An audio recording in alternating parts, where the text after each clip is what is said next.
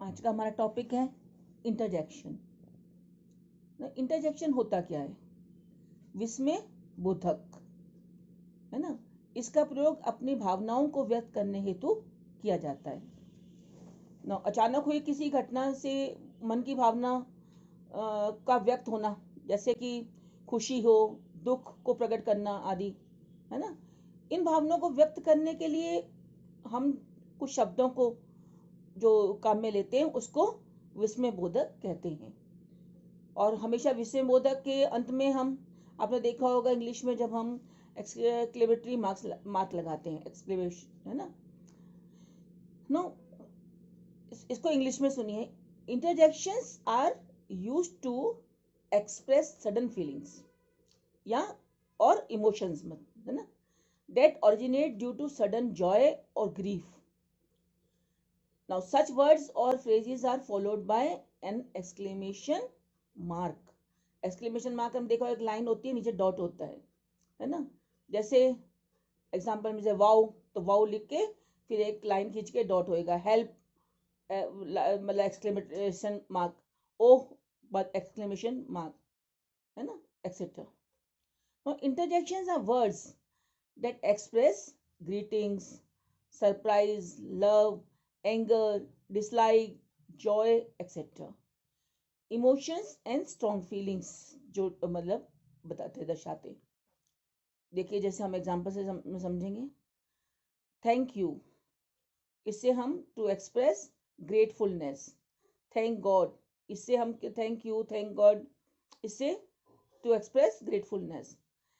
जैसे example, thank God he is safe and sound, तो thank God के बाद हम एक्सक्लेमेटरी साइन लगाएंगे। फिर second, hurrah, to express joy और हैप्पीनेस, हम खुशी और ना अपना खुश दर्शाने के लिए हुर्रा ये शब्द का यूज करते हैं। जैसे hurrah we have won the match, तो हुर्रा के बाद exclamatory sign, then we have won the match, हमने मैच जीत लिया। Hello, to greet somebody, hello I am glad to see you here, तो हेलो के बाद exclamatory sign, I am glad to see you here. Hush, to tell someone to remain quiet, है ना, तो hush के बाद में exclamation sign, the baby is sleeping, इसका मतलब मतलब we are telling somebody to remain quiet because baby is sleeping.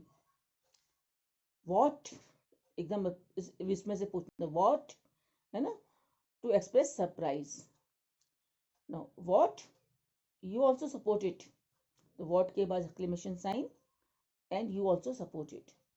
Wow, to express surprise, pleasure और एडमायरेशन। जैसे एग्जाम्पल देखिए, wow what a beautiful scene it is, तो wow के बाद आप एक्सक्लेमेशन साइन लगाएंगे and then what a beautiful scene it is.